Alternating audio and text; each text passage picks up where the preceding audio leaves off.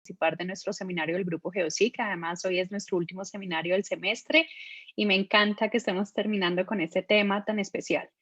Entonces, pues quisiera presentarles al doctor José Norambuena Contreras para aquellos que no lo conocen.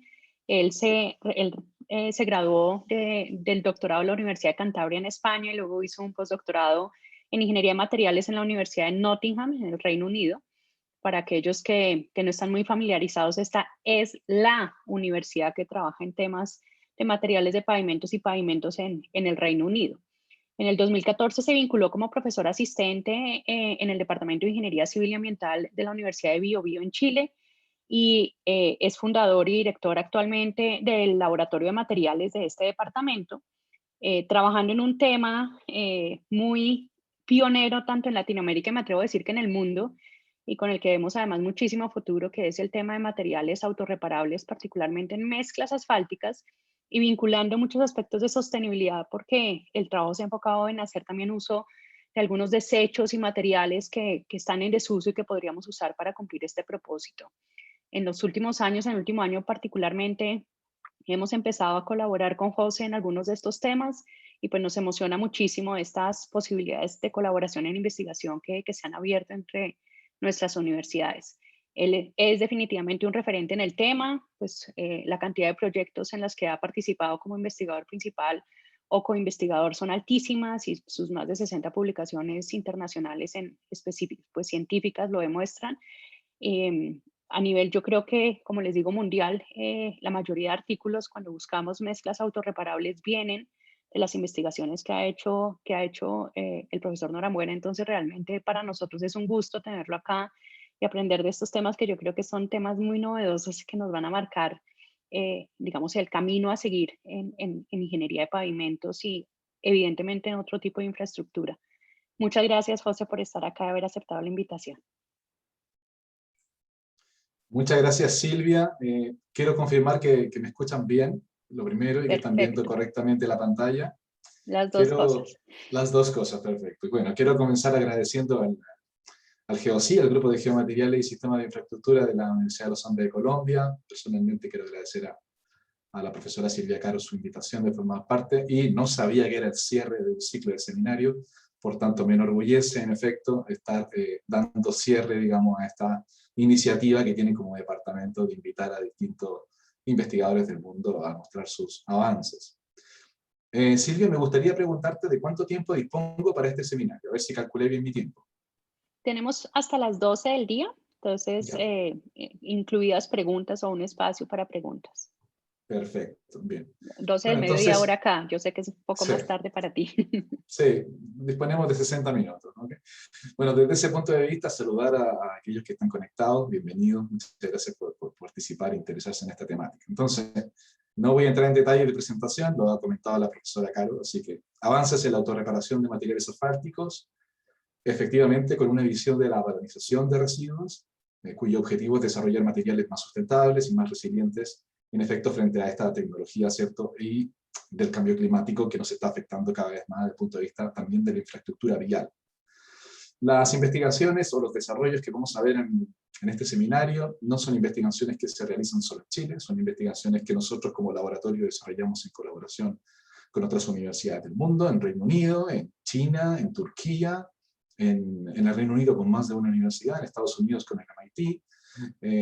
Son investigaciones multidisciplinarias, ¿cierto?, en las cuales estamos vinculados no tan solo ingenieros civiles, sino que también físicos, ingenieros de modelación, también biólogos, ¿cierto?, desde el punto de vista de distintas contribuciones a la ciencia de los materiales de distintos puntos de vista. ¿Okay? Así que hay un par de observaciones previos a la presentación que se las voy a ir contando poco a poco. Entonces, lo primero, comentarles que todo el contexto de la presentación es un seminario cuyas diapositivas están completamente en inglés, lo cual no debería ser ningún inconveniente, puesto que mayormente es un material gráfico.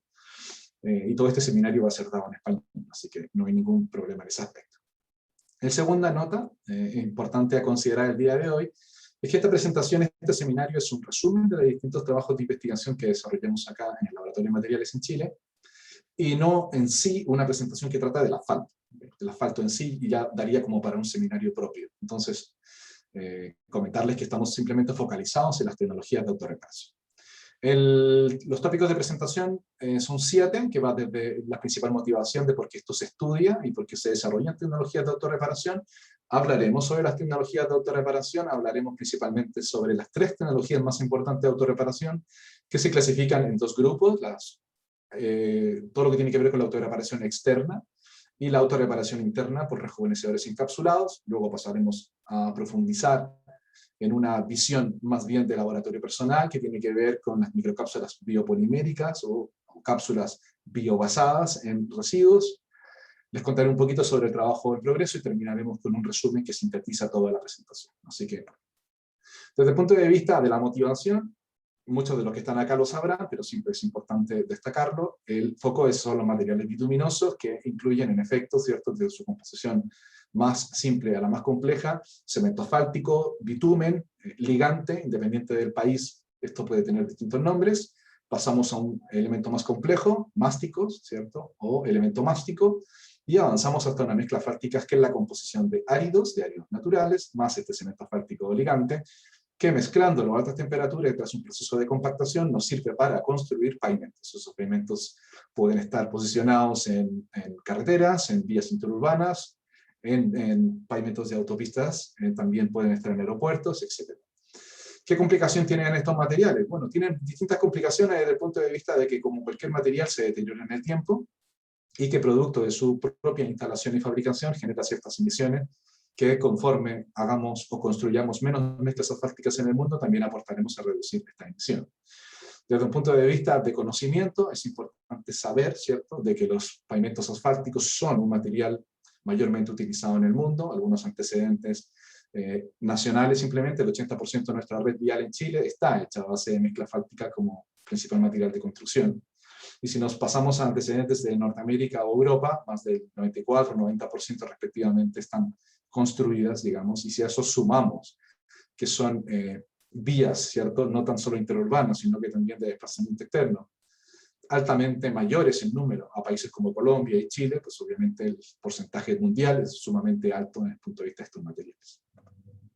El principal inconveniente que tienen estos materiales es su deterioro en el tiempo. Y ese deterioro en el tiempo, desde un punto de vista específico, nosotros lo podríamos atribuir a su agrietamiento. El agrietamiento en sí en los materiales es un proceso de mecánica de fractura complejo, pero desde el punto de vista de los materiales de ingeniería, y particularmente los materiales bituminosos, es la combinación trágica, ¿cierto? Digo trágica porque siempre ocurren estas dos, entre las condiciones medioambientales y las condiciones del tráfico, las cuales combinadas aceleran este deterioro. Sin embargo, este deterioro se produce por un componente principal que tienen los materiales en su interior, que es este ligante. Y este ligante, resultado de su oxidación, que básicamente es la pérdida de sus componentes hidrocarbonados, lo que pasa fundamentalmente es que se rigidiza, y esa rigidización genera un agrietamiento prematuro, que inicialmente se inicia con microgrietas, y posteriormente, en función de cómo esto va avanzando, puede esta grieta ir avanzando a convertirse en una macrogrieta, en una grieta visible, y probablemente en un bache, en un pothole, ¿cierto?, en la superficie de las carreteras. Para reducir y para, de alguna forma, dar una solución oportuna al crecimiento de estas microgrietas, nacen distintas tecnologías innovadoras, como las tecnologías de la autorreparación en mezclas asfálticas. Desde este punto de vista, entonces, comenzamos recién con el inicio del seminario referente a estas tecnologías. Antes de comenzar, es sumamente importante dejar de manifiesto y responder a la pregunta de qué es la autorreparación. Y esta autorreparación, focalizada principalmente en materiales bituminosos, tiene un componente clave. Y ese componente clave es la viscosidad que tienen los ligantes. Básicamente, un ligante, como lo están observando en esta imagen, ¿cierto?, es un material termoplástico que tiene la capacidad de poder fluir en función de su temperatura. Ese comportamiento viscoelástico, que es complejo de análisis y de estudio, se puede de alguna forma controlar en función de la temperatura que uno ve expuesto a este material. Por tanto, a mayor temperatura, este material se comportará de forma más fluida, más como un líquido, y a temperaturas intermedias o mayores o menores temperaturas, este material se comportará de forma rígida.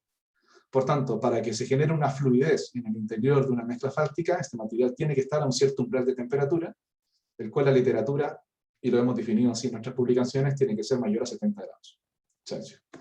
Desde ese punto de vista, entonces, existen mayormente 3 tecnologías de autorreparación que se clasifican en esta lámina, entre estas 3 láminas, digamos. Entonces, la primera de ellas tiene que ver con un proceso de calentamiento externo, que se hace a través de un calentamiento por inducción. Y el calentamiento por inducción en sí tiene una ventaja principal, que solo tiene la capacidad de calentar elementos eléctricamente conductores, Por tanto, es necesario incorporar elementos o aditivos metálicos en el interior de las mezclas asfálticas, de tal manera que el campo electromagnético externo caliente, ¿cierto? O eleve la temperatura focalizada en estos componentes metálicos. Esos componentes metálicos alcanzan una cierta temperatura y traspasen ese calor al cemento asfáltico que las recubre, reduciendo la viscosidad del cemento asfáltico y pudiendo este cemento asfáltico, ¿cierto?, o ligante, fluir por el interior de esta microgrieta, sellándola de forma autónoma. Sin embargo, requiere, ¿cierto?, de un calentamiento externo y requiere de aditivos en su interior metálicos. Una segunda tecnología que en tiempo es posterior, cercana al 2012-2013, es una tecnología de radiación microondas. El fenómeno también es electromagnético, pero el fenómeno físico es distinto. La radiación es volumétrica y no necesariamente tiene que tener en su interior componentes metálicos. Lo que sí es bueno, y se ha demostrado, y hemos demostrado en las investigaciones, es que si tiene componentes metálicos en su interior, este proceso de autorreparación se hace en menor tiempo y de forma más acelerada así no lo tuviera. Sin embargo, se presenta como una solución tremendamente efectiva en aquellos pigmentos reales existentes que no tienen en su interior fibras metálicas necesariamente. En resumen, necesita también, ¿cierto?, de un calentamiento exterior, llámese radiación por microondas, para que se genere esta autorreparación bajo el mismo fenómeno de flujo que la inducción. Un tercer y último, cierta tecnología, que también la evaluaremos el día de hoy, tiene que ver con rejuvenecedores encapsulados. Y antes de explicar eso, básicamente hay que partir de la base de lo que es un rejuvenecedor. Y un rejuvenecedor básicamente hay que imaginarlo como un líquido tipo aceite, que tiene un alto componentes, digamos, componentes químicos en su interior que facilitan o aportan todos aquellos componentes que un cemento asfáltico oxidado o envejecido ha perdido en su vida. Por tanto, conforme un cemento asfáltico envejecido entra en contacto con un rejuvenecedor, de alguna forma se aumenta lo que se conoce como este ratio asfalteno-malteno en el interior del material y el material comienza a rejuvenecerse, así como nosotros nos echamos cremas en nuestra cara para ser menos viejos. Desde ese punto de vista, entonces, tomamos este líquido rejuvenecedor y lo microencapsulamos en compartimentos poliméricos. Entonces, de ese modo, hablamos de cápsulas. Y esas cápsulas, que podríamos imaginarlas inicialmente como un huevo que tiene una corteza y un núcleo en su interior, los incorporamos en el proceso de mezclado de las mezclas asfálticas, la cual posteriormente, debido a la aparición de la microgrieta y generar un estado de tensión en la superficie de la cápsula, esta cápsula huevo se rompe y libera su contenido, que es este rejuvenecedor. Obviamente tiene que estar encapsulado de tal manera de que la liberación de este contenido se genere siempre y cuando exista una grieta. Si no existe una grieta, la cápsula está dormida, nunca tiene la capacidad de liberarse, a no ser que se libere por esfuerzos mecánicos y no necesariamente por la aparición de una grieta. A diferencia de las dos anteriores, no necesita de un efecto de calentamiento externo y de alguna manera su fenómeno de regulación o su fenómeno físico también tiene unas componentes químicas algo más complejas que desde el punto de vista de la inducción y la radiación microondas.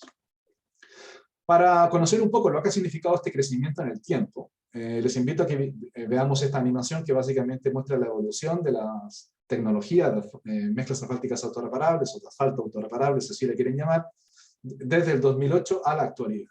¿Por qué 2008? Porque en el 2008 nace en la Universidad Tecnológica de Delft, a través del profesor Erik Schusslangen, nace el calentamiento por inducción como sistema autorreparable en mezclas asfálticas holandesas, y con el tiempo se fue derivando a distintos países. Así que visualizamos un poco en el tiempo y yo les voy contando un poco esta historia. Lo que observamos inicialmente son Estados Unidos y China principalmente, luego se van sumando, ¿cierto?, Holanda con todas estas intervenciones que va desarrollando y así van creciendo el número de publicaciones en el tiempo. Estamos hablando de más de 450 publicaciones en los últimos 12 años, lo cual definitivamente muestra que esto es un tema que está constantemente en crecimiento.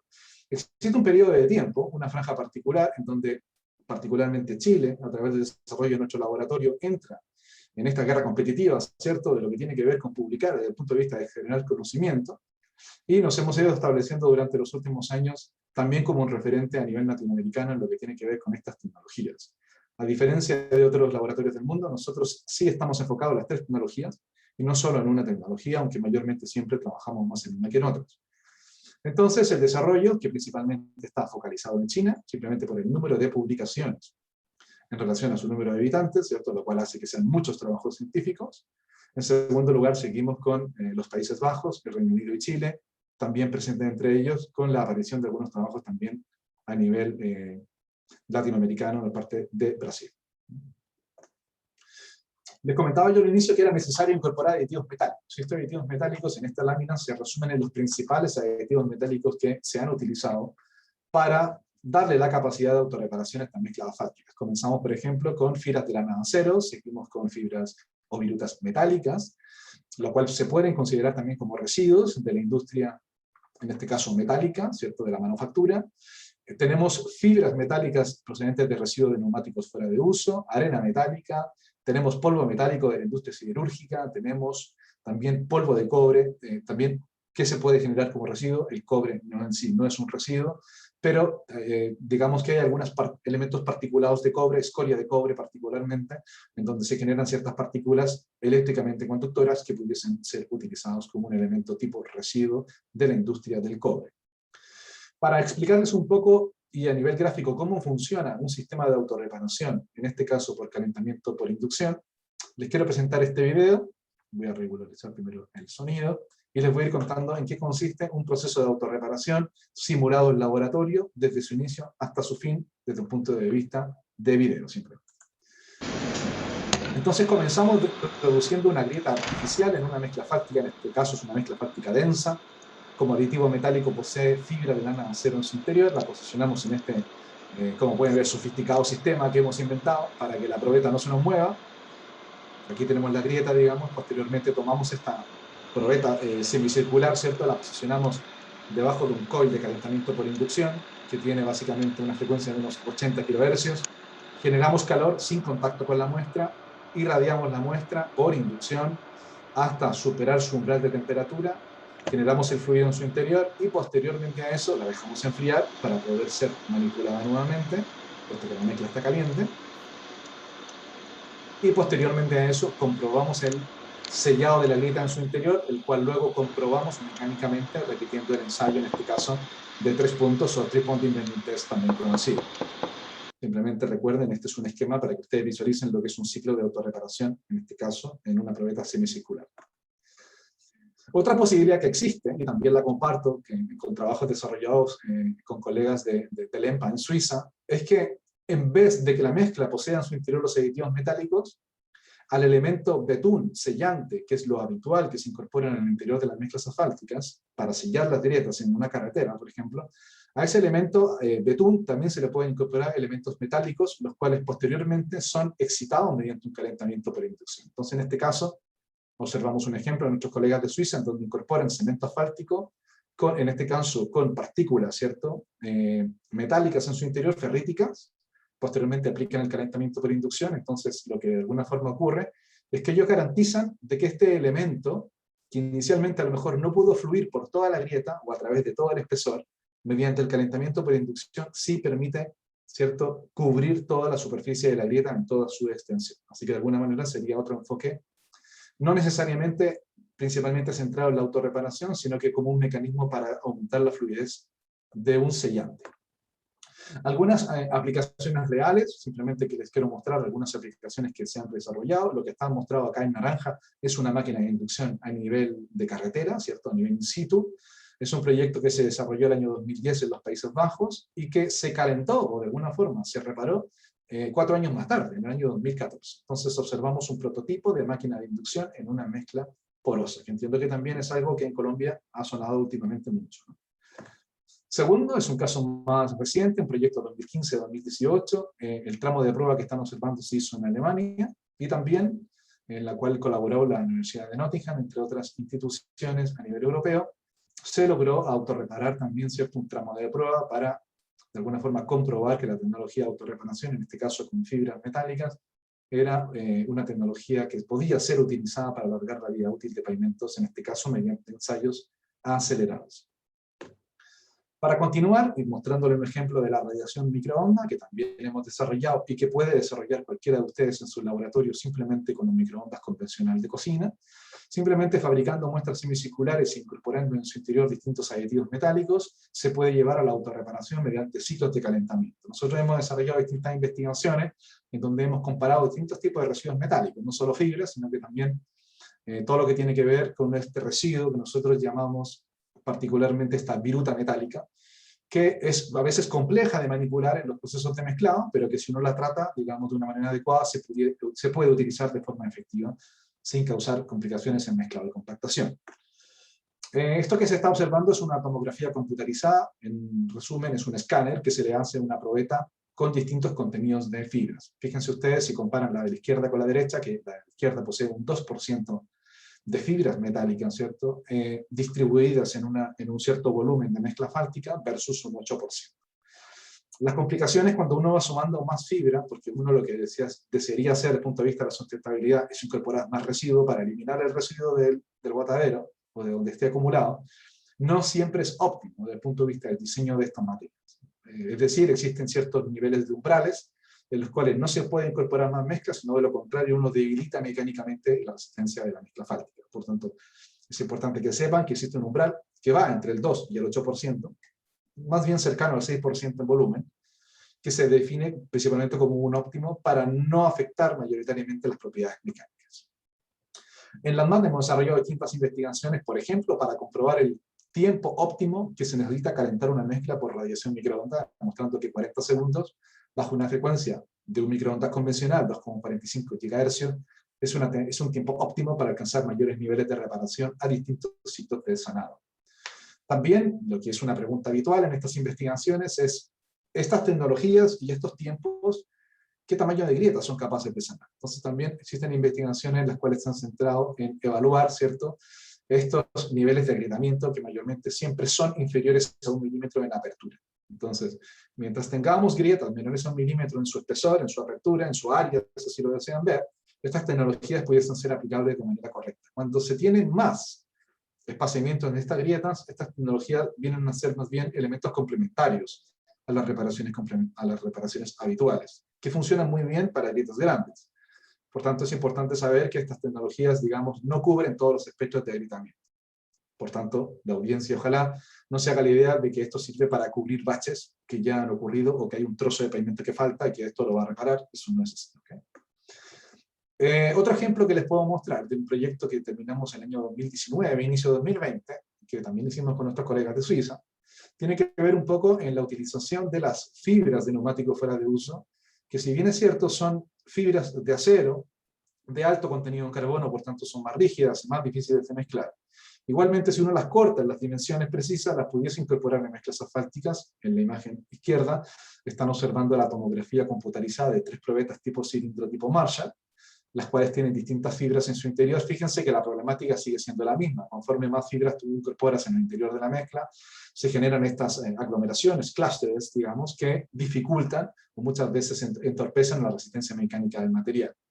Esta investigación demostró algo que ya habíamos comprobado anteriormente, de que no era necesario incorporar residuos metálicos en su interior necesariamente para generar sanado. Lo que pasa es que este proyecto de alguna forma vino a incorporar esa última componente que necesitábamos de comprobarlo científicamente. Entonces, si se observa en esta imagen que estamos viendo en el gráfico, las barras en negro se demuestran como los niveles de sanado, donde, por ejemplo, si me posiciono en el ciclo número 5, me acerco a 0,35, eso significa que el 35% de su resistencia mecánica inicial se ha visto recuperada por un proceso de calentamiento a microondas a 40 segundos.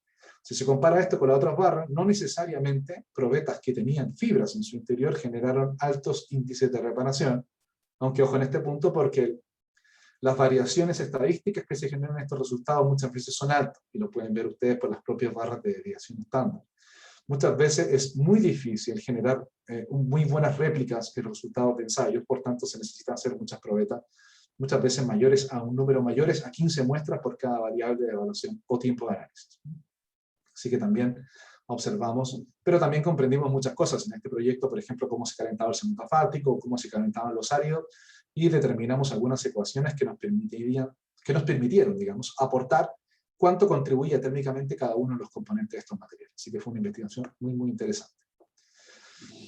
Desde el punto de vista de darle una utilización a estos materiales con otros enfoques, nosotros tenemos una línea que tiene que ver con el desarrollo de materiales multifuncionales. En ese desarrollo de materiales multifuncionales, siempre intentamos otorgarles otras aplicaciones a los materiales que estamos desarrollando con propiedades de autorreparación. Y en este caso, les presento esta lámina porque en este caso publicamos un interesante trabajo en el cual las mezclas con distintos contenidos de fibra fueron evaluados también como elementos con la capacidad de almacenar calor en su interior. Entonces, de alguna manera, hicimos todo un estudio que tiene que ver con la radiación solar en Chile, simulando un sistema de colector solar, el cual también está totalmente replicable en cualquier parte del mundo, puesto que propusimos un modelo muy sencillo que tiene que ver con la altura de una lámpara infrarroja posicionada sobre la superficie de una muestra, la cual simula distintas irradiancias, simulando una condición solar. Obviamente hay limitaciones en el modelo, pero lo que intentamos reflejar es que es posible utilizar las mezclas asfálticas que ya se utilizan para la autorreparación como sistema de colector solares. Así que también nos entrega un componente multifuncional a toda esta línea de investigación. Respecto a algunas aplicaciones que tienden más a la práctica, hay algunos prototipos que se han desarrollado con éxito en China, en la Universidad de Wuhan. Aquí les muestro una imagen de algunos que básicamente se componen de un magnetrón que genera toda esta energía necesaria para calentar por microondas, la cual desde el punto de vista de un escalamiento mayor, se muestra por ejemplo en este video, que si que hay tiempo yo creo de que lo podamos ver. If you are responsible for pavement and are waiting for the weather to make permanent repairs, your wait is over. Microwave Utilities Incorporated, in partnership with Cryas Corporation's Maxfault Hot Mix, have combined their patented all-weather asphalt repair process, making permanent repairs faster, easier, and more economically efficient. One call brings the thaw and the cure to your pavement problems. Get started. Call 1-877-251-8295 and make permanent repairs now. Bien, bueno, primero, no soy socio de esta empresa, simplemente muestro el video porque me parece, desde un punto de vista metodológico, interesante.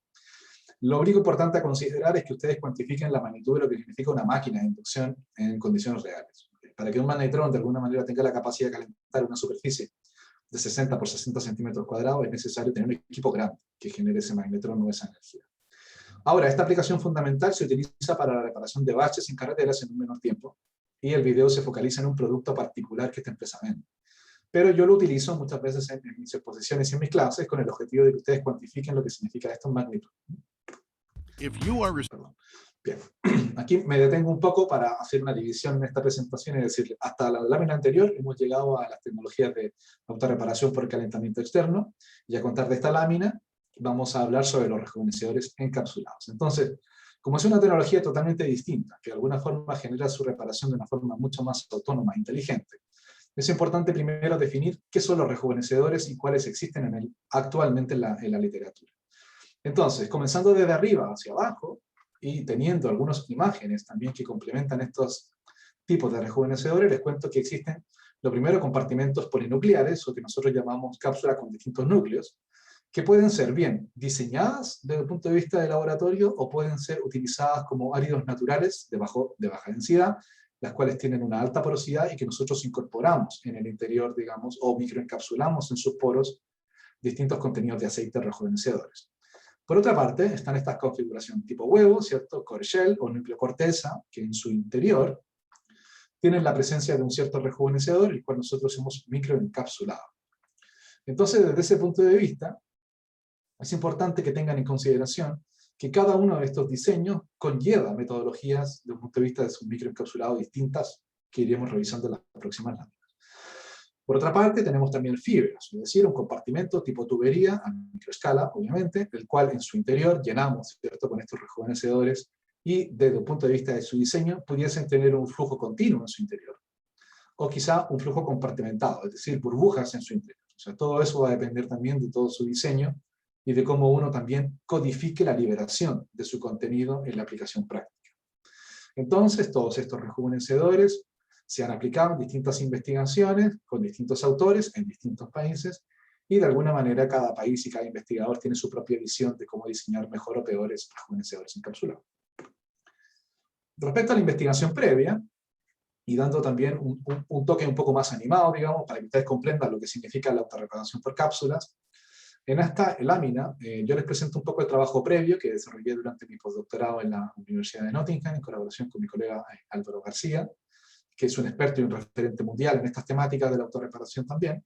Así que desde ese punto de vista, en color verde, tienen pintadas las cápsulas, no es que sean verdes, sino que están pintadas simplemente, es una sección transversal de una tomografía computarizada, que en la imagen inferior tienen la comparativa entre una cápsula que no ha sido activada versus una cápsula que se activó por mezclado y compactación de la mezcla, no por un fenómeno de agrietamiento, sino que por un daño mecánico. En esta animación que vemos acá, vemos un cilindro de 60 milímetros de longitud y 35 milímetros de diámetro, en el cual nosotros, si mediante la aplicación de la tomografía apagamos el árido, el ligante en su interior, y simplemente observamos la distribución de cápsulas espacialmente, vemos que las cápsulas poseen una distribución aleatoria, probabilística, la cual nosotros no controlamos cuando mezclamos, sino que simplemente controlamos la cantidad de cápsulas que incorporamos en una cierta cantidad de mezcla fáltica. Como resultados interesantes, podemos observar que las cápsulas resisten los procesos de mezclado y compactación, por tanto se pueden utilizar. Las cápsulas también, además, dentro de las mezclas, son resistentes a estos procesos o efectos, son susceptibles a los cambios de las cargas, por tanto se activan. Y las cápsulas, además, en general, presentan una buena distribución si se garantizan ciertos procedimientos de mezclado y compactación de forma eficiente. ¿Qué más hay respecto a la investigación previa? Bueno, que fue necesario diseñar ensayos que no existían hasta el momento para activar las cápsulas en ciertas condiciones que en cierto modo simulasen una condición real, por ejemplo, de compresión o de estado crítico estático. También se han realizado ciertos ensayos simulando procedimientos de fatiga, donde, por ejemplo, en estas imágenes observamos 3 perfiles de tomografía computarizada, en donde podemos observar desde una grieta que interacciona con esta cápsula, hasta cómo la cápsula se activa y va sellando en el tiempo este proceso de agrietamiento. También, a través de la investigación previa, hemos logrado comprobar que existen ciertos umbrales, en donde no es posible más allá reparar. Hemos comprobado que entre un 0,5 y un 1% de cápsulas por masa de mezcla fáltica reparan hasta un 60% de su resistencia inicial, bajo esta tipología de ensayo. Esto puede variar si, por ejemplo, alguien desarrolla ensayos de fatiga, o genera esto un escalamiento tipo ligante mediante ensayos de plato PSR, todos estos valores podrían verse modificados. ¿Cuál es nuestra visión respecto al rejuvenecedor encapsulado? Y esto ya es un plano más local. Nuestra visión se traduce en que hasta el momento los materiales utilizados o los polímeros utilizados para el desarrollo de rejuvenecedores encapsulados han estado mayormente centrados en microcápsulas, por tanto los polímeros han sido mayormente polímeros que derivan del uso del petróleo. Hay toda una investigación que nace en Nottingham mediante la utilización de biopolímeros con alginato de sodio, y nosotros esa investigación la trasladamos a un abanico mucho más amplio, en el cual de alguna manera decimos: vamos a incorporar distintos biopolímeros para evaluar distintas combinaciones que nos permitan codificar o diseñar cápsulas mucho más sustentables con el medio ambiente, y por qué no decir que de alguna forma, si esta cápsula en un cierto periodo de años no funciona, que tenga la capacidad de degradarse autónomamente y que ese pavimento pueda ser utilizado en un 100% como se utiliza hoy en día en las mezclas RAP. ¿Qué utilizamos? Utilizamos el alginato de sodio procedente de algas marinas, utilizamos goma arábica procedente de árboles, utilizamos levina crab, residuos lignocelulósicos, quitosano de las cáscaras de camarón, que es otro biopolímero. Utilizamos carragenina, digamos que también es un lignocelulósico del mar. Perdón, es una biomasa marina, al igual que las algas pardas en el alginato de sodio. ¿Qué utilizamos como rejuvenecedores? Distintos tipos de aceite, no solo aceites vírgenes, desde el aceite de girasol, hemos hecho cápsulas con aceite reciclado, con aceite de motor. También hemos desarrollado distintos rejuvenecedores mediante procesos termoquímicos, como la licuefacción, como la pirólisis de caucho para generar, por ejemplo, aceites pirolíticas, y desarrollar un aceite pirolítica que autorrepare las mezclas asfálticas, en dos distintos tipos de formato, compartimentos. El primero, mediante una estructura polinuclear, muchos recuerden muchos poros en su interior, que microencapsulamos el aceite en su interior, y por otra parte este núcleo corteza, en el cual tenemos la capacidad de incorporar más cantidad de aceite por superficie, en este caso volumétrica, ¿cierto?, de la cápsula. Todas las investigaciones que hacemos, las hacemos en colaboración con distintas instituciones nacionales e internacionales, y nuestras fuentes de financiamiento también son nacionales como internacionales en esta temática. ¿Qué hacemos y qué hemos estado haciendo? Bueno, hacemos distintas cápsulas mediante distintos procedimientos, por vibración, por presión, por control de temperatura, también mediante controles de presión en los sistemas que desarrollamos, aunque mayormente utilizamos procedimientos de gelación iónica, con soluciones endurecedoras de cloruro de calcio, a distintas concentraciones, con función de controlar la resistencia mecánica de las cápsulas. ¿Qué hacemos sobre estas cápsulas? Desarrollamos distintos elementos de caracterización, desde su morfología, hasta evaluar su resistencia mecánica, hasta saber si realmente la cápsula que hemos diseñado funciona o no funciona para lo que queremos. Yo siempre muestro este caso, no fue el caso que resultó más exitoso, En este caso, incorporamos un rejuvenecedor de la licuefacción del residuo agrícola, principalmente maíz, pero básicamente era un rejuvenecedor muy denso. Por tanto, lo que hizo fue interactuar con la solución polimérica, y lo que generó fue una cápsula que en sí funcionó, pero que de alguna forma era demasiado dura, tenía demasiada resistencia. Por tanto, al final se comportaba casi como un árido de baja resistencia más que una cápsula capaz de activarse. Por tanto, tuvimos que hacer modificaciones para cambiar la estructura, en este caso de fluidez, de este rejuvenecedor. También hemos tenido que diseñar algunos ensayos, en este caso mediante microscopía, que nos han permitido poder comprobar de una manera sencilla si un aceite sirve o no sirve como un elemento que es capaz de suavizar un cemento asfáltico envejecido o virgen y capaz de reparar autónomamente una grieta. Entonces, permítame que les muestre este ensayo que desarrollamos sobre pequeños films, que no son más allá de 2 por 2 centímetros de cemento asfáltico o ligante, que los podemos tratar mediante distintos tratamientos de envejecimiento, y que además los fracturamos mediante una microgrieta. Posteriormente posicionamos una gota controlada que es equivalente en cantidad a lo que podemos llegar a microencapsular en un cierto contenido de cápsulas, y con el tiempo y mediante un microscopio de fluorescencia observamos de manera acelerada. Permítame que les muestre un video que muestra cómo una gota de aceite autorrepara una microgrieta en un cemento asfáltico.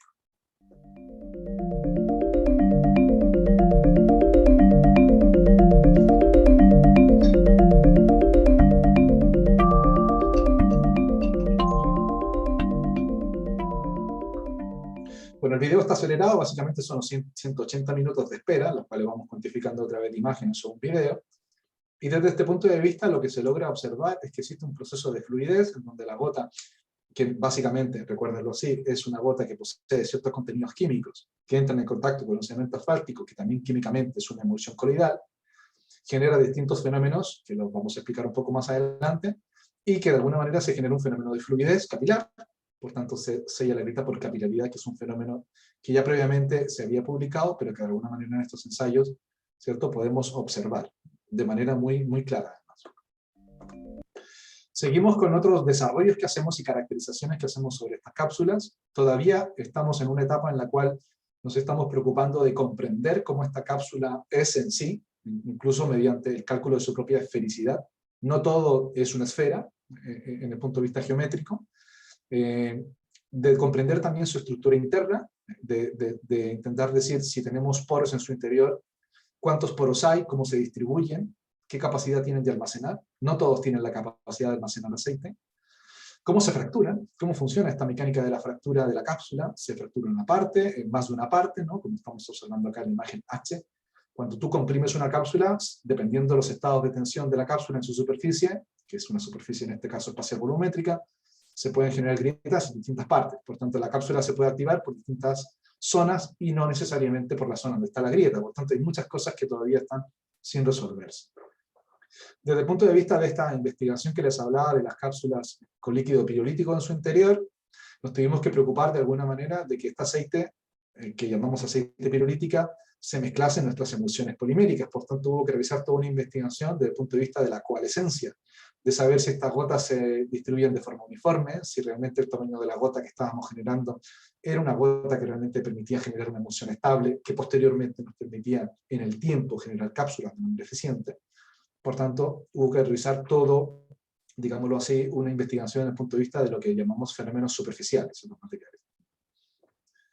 ¿Cómo lucen estas cápsulas? Lucen de color negro, puesto que los biopolímeros tienden a tener colores más blancos, transparentes. Por tanto, las cápsulas toman los colores que tienen sus rejuvenecedores en su interior. Por tanto, en este caso, al tener un aceite negra, las cápsulas salen de color negro. Mis estudiantes creían que esto eran aceitunas al inicio, pero no. Esto, si uno observa su escala, ¿cierto?, 1,5 milímetros, y luego comienza a observar, ¿cierto?, desde el punto de vista de su estructura superficial, interna, nos damos cuenta de que estamos en presencia de cápsulas polinucleares, cuyos desarrollos están siendo desarrollados en el interior del laboratorio de materiales por estudiantes de doctorado, mayormente, y también investigadores postdoctorales. Las cápsulas, como cualquier componente mecánico, necesitan ser estudiado, y para eso también hemos tenido que configurar ensayos micromecánicos de compresión, como pueden observar acá. También hacemos análisis térmicos en estas cápsulas, puesto que no se olviden que estas cápsulas, además de funcionar bien desde el punto de vista de su compartimento, tienen ser capaces de resistir los procesos de mezclado, que son bastante agresivos. En los materiales bituminosos, 150, 160 grados, dependiendo de la mezcla fáltica. Como muy poco, cuando utilizamos reductores de temperatura, ¿cierto? En mezcla más sustentable, no sé, podemos calentar la mezcla a 100 grados, por ejemplo, a 110, pero siguen siendo temperaturas muy altas para un polímero. Por tanto, de alguna manera estas cápsulas tienen que ser capaces de resistir y generar poca pérdida de masa en el tiempo. Por tanto, también evaluamos eso mediante ensayos de colorimetría.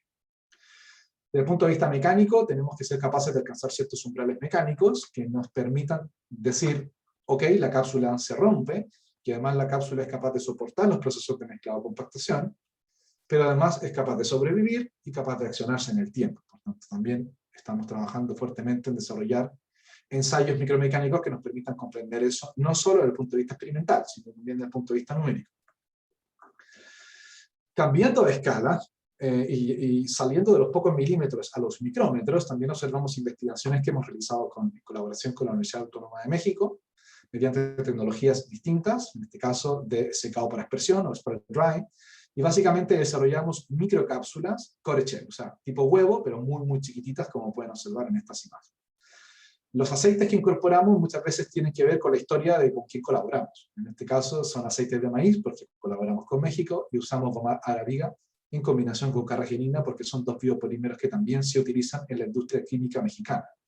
Así que de alguna manera nosotros nos mostramos abiertos en esas colaboraciones y sintetizamos cápsulas en esos tamaños que nosotros posteriormente evaluamos en cementos asfálticos. Son cosas muy pequeñas. Si han tenido la oportunidad de tener harina en sus manos, es como tener polvo de harina en sus manos, digamos, este contenido de microcápsula. Y se muestran de color blanco, porque realmente el polímero en este caso, como es un core shell, tapa su contenido interior y de alguna forma no es capaz de visualizarse el contenido del aceite. Por eso se muestran de color blanco.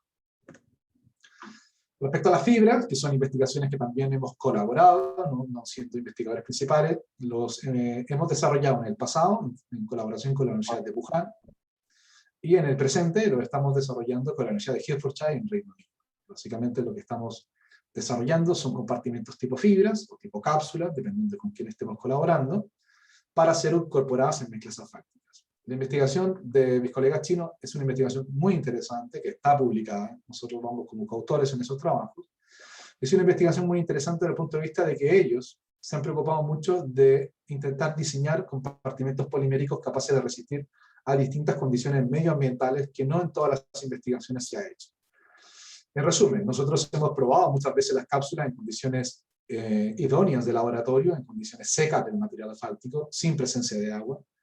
Sin embargo, los colegas en su investigación china lo que han hecho ha sido someter estas mezclas asfálticas a distintas simulaciones de condiciones ambientales, incluso hasta distintos contenidos alcalinos del agua, lo cual ha comprobado que los rejuvenecedores pueden llegar a sanar aún bajo esas condiciones, lo cual abre todo un abanico de estudio de permitirnos estudiar y comprobar nuestros desarrollos en distintas condiciones medioambientales, lo cual también es aplicable a distintos climas del mundo. En el laboratorio de materiales, para tener mayor control de lo que tiene que ver con este dimensionamiento de este compartimento a una escala de detalle, lo que estamos desarrollando son soluciones mediante microencapsuladores, donde controlamos no tan solo su tamaño, sino también su frecuencia y también su cantidad. Por tanto, ahora, frente a posibles demandas de fabricación de cápsulas, ya sabemos en qué cantidades las podemos hacer y cuánto tiempo nos lleva, lo cual es una variable tremendamente importante en los laboratorios experimentales. Saber cuánto puedes hacer y cuánto cuesta eso en tiempo. Así que, ¿qué hacemos? Hacemos tanto compartimentos polinucleares como compartimentos core shell. Así que, de alguna forma, me atrevería a decir, con plena tranquilidad, que estamos en condiciones de codificar prácticamente casi todo lo que se nos ocurra encapsular, bajo ciertas limitaciones físicas, obviamente, que tienen que ver con ciertas condiciones de emulsificación o viscosidad, o si el líquido permite o no ser encapsulado, entre otras. Pero en un abanico muy amplio de tamaños, desde microcápsulas hasta macrocápsulas. Algunos ejemplos de algunas investigaciones recientes, esta es particularmente la tesis de doctorado de José Luis Concha, que mediante un sistema de microencapsulado están microencapsulando, digamos, aceite de girasol en compartimentos de alginato de sodio, y mediante distintos análisis desde el punto de vista físico, químico y mecánico, está diseñando la mejor cápsula con los fines de autorreparación que en la segunda etapa de su tesis doctoral comprobará en distintos materiales bituminosos. Esperemos que al menos esto en escala de mástico. Aquí se observan algunos resultados que ha ido obteniendo José Luis en este tiempo, en donde no tan solo está diseñando, como les decía al inicio, un solo tipo de cápsula, sino que distintos tamaños de cápsula, que son consecuencia de distintos ratios rejuvenecedor-biopolímero, y también mediante distintos análisis de la coalescencia de estos fenómenos mediante la emulsión, como se observa en esta animación que están observando, espero de manera correcta, en donde también se cuantifica cuánto tiempo tarda, digamos, en que estos fenómenos de coalescencia se generen en el interior de las emulsiones, y si realmente esas emulsiones están siendo estables desde el punto de vista del tiempo. ¿Por qué es importante el análisis de la estabilidad de la emulsión? Porque de alguna forma, cuando esto se pasa a un nivel industrial, lo que uno genera, de alguna forma, es una solución líquida viscosa que posteriormente precipita y se solidifica. Por tanto, es lo más parecido a que cuando uno almacena la comida en el interior del refrigerador y horas más tarde, o días más tarde, esa comida se ha separado en fases, ¿no? El aceite y el agua se separan si uno hace una sopa, por ejemplo. Entonces, desde ese punto de vista, para nosotros, desde el punto de vista experimental, es necesario también entregar esos aportes a la industria que hace el escalamiento de estas cápsulas. Por tanto, por eso, nosotros particularmente en nuestro grupo nos hemos centrado en los fenómenos superficiales de las emulsiones como un elemento crítico para el desarrollo de esta cápsula no anteriormente abordada, así que es importante destacarlo. Otra investigación tremendamente apasionante que estamos desarrollando, esto lo está desarrollando Eric Alpizar Reyes, que es un investigador postdoctoral, tiene que ver con la separación entre lo que inicialmente nosotros fabricábamos para microencapsular versus lo que existe en la naturaleza como compartimentos naturales para ser encapsulados.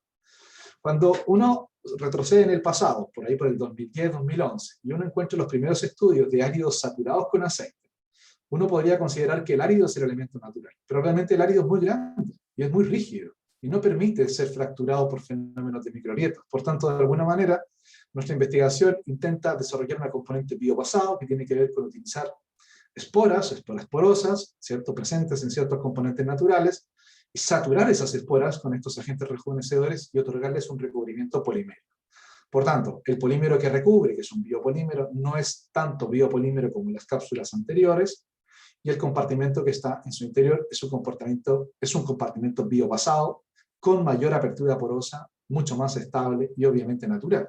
Así que desde ese punto de vista nosotros estamos desarrollando microcápsulas de unos 30, 40 micrómetros en diámetro, que tienen la capacidad también de tener el control de la difusión, es decir, en función del apriete mecánico que está generando, del estímulo mecánico, se pudiese controlar la cantidad exacta de rejuvenecedor que se libera, puesto que el control de la espora es mucho más exacto que el control de un compartimento polimérico. Así que ahí les dejo esta lámina para aquellos que tengan interés en estas temáticas.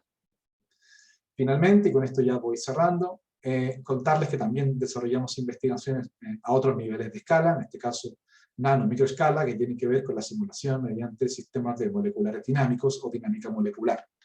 Son simulaciones en que nuestro grupo no es experto y para eso colaboramos con la gente que es muy buena en esto, ¿no? Que son Francisco Martín Martínez de Swansea University en Reino Unido, que también colabora y establece colaboración con el MIT para el desarrollo de estos desarrollos de modelos numéricos que nos permiten comprender a nivel molecular cómo se comporta el fenómeno del sanado, particularmente de rejuvenecedores encapsulados, con matrices de cemento asfáltico envejecidas. Así que desde ese punto de vista, es importante que sepan que también desarrollamos análisis en colaboración con otros centros, desde el punto de vista de comprender fenómenos a distintas escalas materiales. Para terminar, hago un resumen, que básicamente es un resumen técnico, que muestra las tres tecnologías que hemos hablado el día de hoy: el calentamiento por inducción, calentamiento a microondas y rejuvenecedores encapsulados, y lo hacemos pasar por distintos elementos comparativos de propiedad. Entonces, para que se queden con una idea clara desde el punto de vista técnico. Lo primero, la inducción. ¿Es necesario tener operadores en campo para poder aplicarla? Sí, lo cual es negativo porque seguimos necesitando de gente en nuestras carreteras. Las microondas también, los rejuvenecedores encapsulados no, porque es un sistema autónomo. ¿Es necesario el uso de aditivos metálicos? En la inducción sí, porque sin ellos no funciona. En las microondas sí o no, puesto que con o sin puede funcionar, lo cual es positivo desde el punto de vista del reciclaje. Y en los rejuvenecedores encapsulados no es necesario incorporar nada aditivo, puesto que las cápsulas son las que funcionan. Trabaja en distintas condiciones medioambientales. En la inducción y en las microondas se ha comprobado de que no. No es posible la utilización, por ejemplo, la aplicación de ciertos elementos de calentamiento cuando las probetas están húmedas, por ejemplo. Por tanto, es necesario bajo ciertas condiciones exactas. En los rejuvenecedores encapsulados, solo a nivel de fibras encapsuladas se ha demostrado de que sí, Por tanto, es algo que a día de hoy se puede comprobar. ¿Reducen el costo eficiente en el mantenimiento? Sí, las tres técnicas permiten reducir costos desde el punto de vista de análisis del costo del ciclo de vida de los pavimentos, por tanto las tres son positivas. ¿Permiten alargar la vida útil? Sí, en los tres casos, aunque los porcentajes de alargamiento de vida útil son distintos en función de la tecnología, entre 50 y el 100% para los sistemas de calentamiento externo y entre un 30 y un 60 para los rejuvenecedores encapsulados. ¿Reduce las emisiones? Sí, en todos los casos, aunque lo bueno es que los rejuvenecedores encapsulados generan mayores niveles de emisión, por tanto, que básicamente se atribuye a menor fabricación o construcción de mezclas asfálticas en el futuro de la vida de pavimento.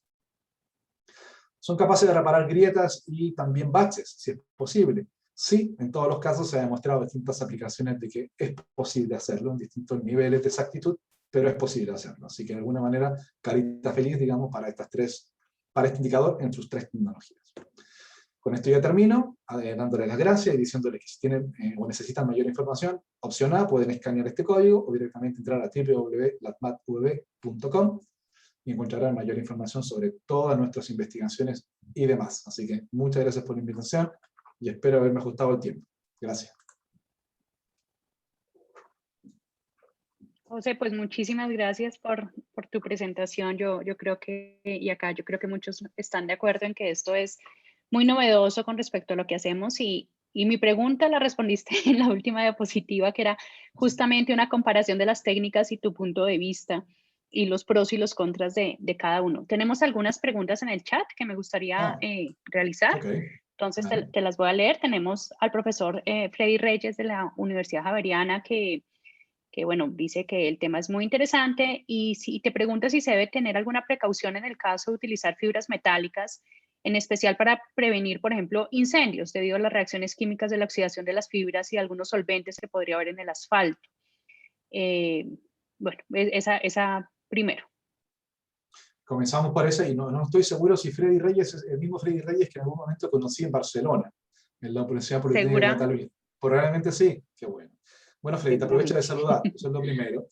Y lo segundo, comentarte de que sí, efectivamente existen algunas precauciones, aunque mayormente la mayoría de los análisis que se han hecho en mezclas asfálticas con fibra y sus componentes tienen que ver principalmente con fenómenos de lixiviado. O sea, la mayor preocupación es si estos elementos metálicos transportan ciertos elementos contaminantes del interior de la mezcla que luego con la lluvia llevan a un río y luego ese río mata a los pececillos que están alrededor.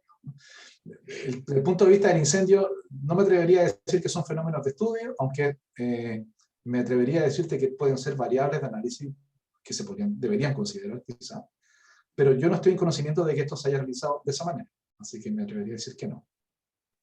Perfecto. También nos pregunta un poco sobre el micromecanismo en las cápsulas o en los componentes microcapsulados o en esta técnica. Lo que está logrando el rejuvenecedor es dispersar, digamos, o afectar los maltenos, si ya se sabe específicamente cuál de esos componentes o digamos que sí vimos que se cierra la grieta y evidentemente es porque hay un efecto de softening del rejuvenecedor, pero se sabe exactamente químicamente qué es a qué le está apuntando dentro del asfalto, a cuál de los componentes de los maltenos. Sí, es muy buena la pregunta y de hecho es necesario, digamos, destacar de que en estas cuatro fracciones que conocemos, ciertos elementos asfálticos, saturados, aromáticos, resina, efectivamente son distintos porcentajes en función de distintas fracciones, pero mayormente me atrevería a decirte que sí, que efectivamente esta condensación asfalteno-malteno se debe al aporte que generan estos rejuvenecedores sobre la fracción de maltenos, digamos. Así que ahora, específicamente ahora, dependiendo cuál dentro de los maltenos, me atrevería a decirte que depende del rejuvenecedor, así que no me atrevería a decir ese número en particular, pero sí, efectivamente se debe a un aporte de que este cemento asfáltico pierde fracciones malténicas y se las aporta el rejuvenecedor. Gracias, José. Y en cuanto a los aceites, mostraste resultados de aceite de girasol y algunos otros materiales. También Freddy pregunta si se ha usado aceite de soya. La profesora Ana Sofía Figueroa de la Universidad de La Salle menciona que ella sabe que en Suiza se están usando para modificar, para rejuvenecer, pero un poquito la selección del material del aceite, en particular a qué se debe y si ves como posibilidades, por ejemplo, de usar ese aceite o si ya sabes si se está usando. Sí, yo creo que la investigación a la cual se refiere la profesora se realizó también en EMPA, yo creo que bajo la dirección de mi colega Lili Paulicacos. Me suena, digamos, se utilizó como rejuvenecedor con aplicaciones RAP. Hasta donde comprendo, si bien es cierto, existe toda una tendencia de que todo lo que para RAP puede servir, también debería servir para encapsularlo, ya estamos descubriendo de que no todo, de alguna manera, que sirve para RAP en altos porcentajes, sirve para microencapsular. Ahora, conociendo el aceite de soya, comiéndomela, digamos, nada más que eso, me atrevería a decirte que físicamente es posible. Ahora, ¿qué tiene el aceite de soya competitiva frente a otras? No lo sabría ahora mismo, aunque yo creo que en Suiza sí que hay algunos resultados de fracciones SARA interesantes que podríamos analizar, pero a no ser que sea motivo de un proyecto en particular, se podría hacer, sin duda. Perfecto. Y el profesor Freddy Rodríguez nos pregunta, bueno, primero te dice que la presentación es muy buena y que la diagramación de la presentación es muy buena, que debo decir que además es una característica de los trabajos que presenta José. Todos esos papers, cuando ustedes lo lean, van a ver que están siempre muy bien diagramados. Es de lo que deberíamos aprender todos nosotros y es cómo utilizar más herramientas gráficas para explicar nuestros temas técnicos. Creo que nos da una gran lección, José. Y te pregunta, que es una excelente pregunta, en esa comparación que hiciste, tú muestras que costo-beneficio, pues todas son buenas, en el sentido de que todas permiten alargar la vida útil, digamos, del pavimento y reducir en costos los mantenimientos. Pero en costos, ya pasándolo, tanto a la producción de la tecnología como la aplicación de la tecnología, ¿cuál de ellas sobresale? ¿Y cuál dirías tú mejor dicho, si tuvieras que apostarle en esa última lámina y ponerle ya una calificación a cada una de ellas en cuanto a los costos de la implementación, ¿tú cuál crees que va a ganar? Si yo fuera una agencia de transporte, ¿a cuál le debería apostar?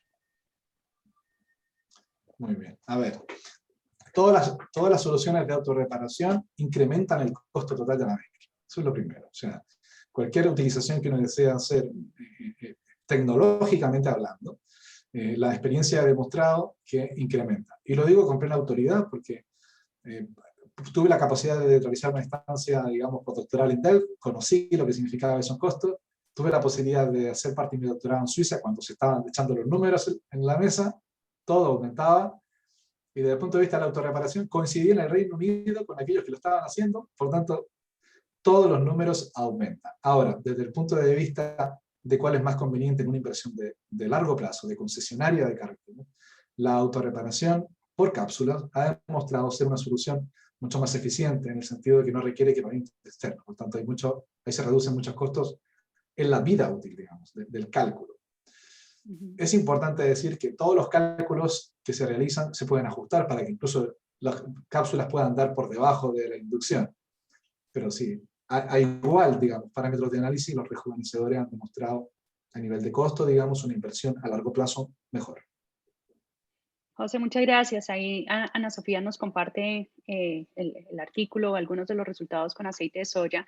Yo tengo una pregunta adicional para ti que creo que es importante y es, cuando estamos hablando de todo este tema de sostenibilidad, a veces a mí personalmente me preocupa si por solucionar un problema ahorita no estamos comprometiendo el uso futuro del material.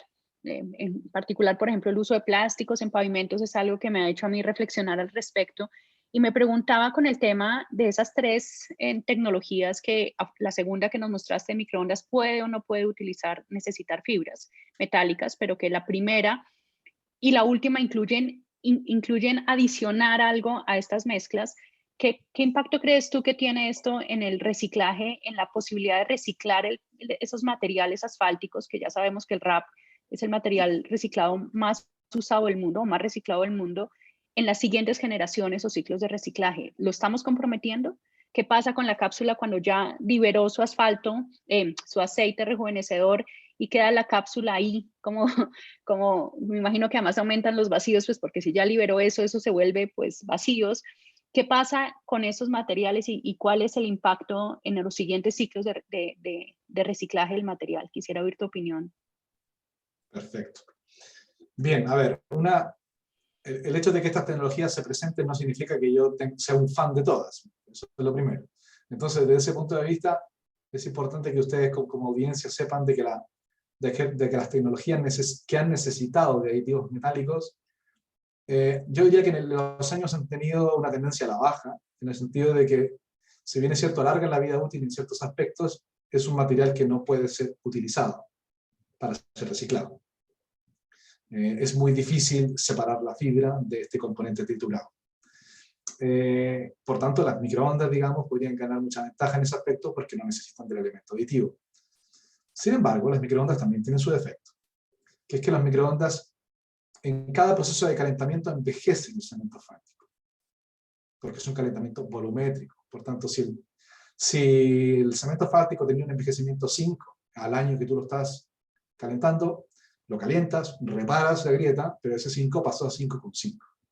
Entonces, desde ese punto de vista, puede ser una limitante, porque al final requieres de más rejuvenecedor cuando saques ese cemento para generar un RAP, pero no estás afectando, digamos. Es decir, lo puedes utilizar, pero ojo en ese punto que el cemento fáctico está más envejecido.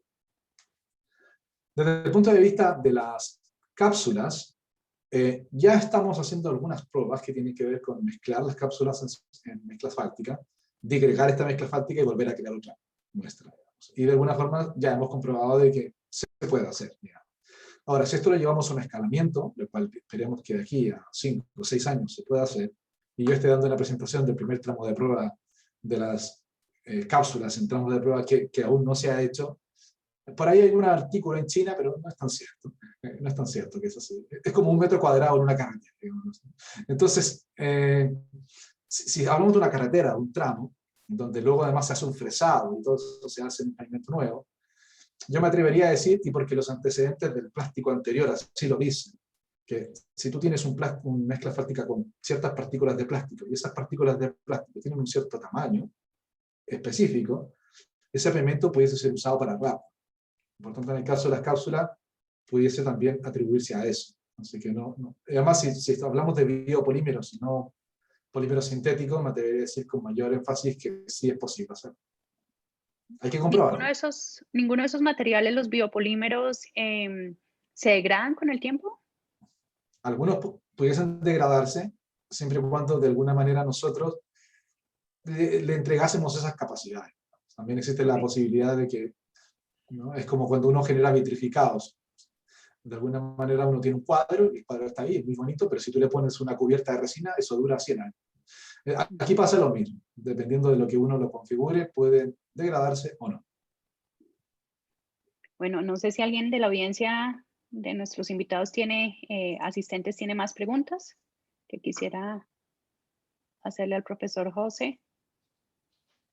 Bueno, pues de mi parte, José, pues nuevamente muchísimas gracias. Gracias. Tenemos además muchos invitados de profesores de otras universidades que, aunque les envié esta invitación hace poco, pues asistieron, y me alegra mucho porque siento que es una inspiración, yo creo, para algunos de nosotros continuar trabajando en estas áreas.